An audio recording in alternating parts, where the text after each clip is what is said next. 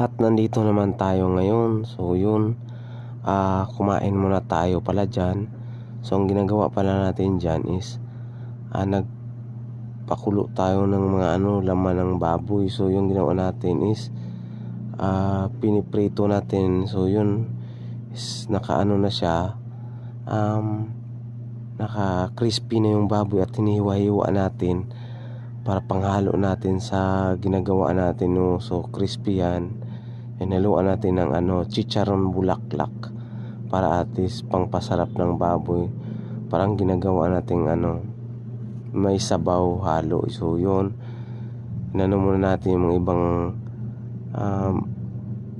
mga karne. So hinaluan natin ng sabaw kasi nagano tayo ng pang-mami style, ibang style na pang-mami. Hinaluan natin ng konting sili, pang paanghang.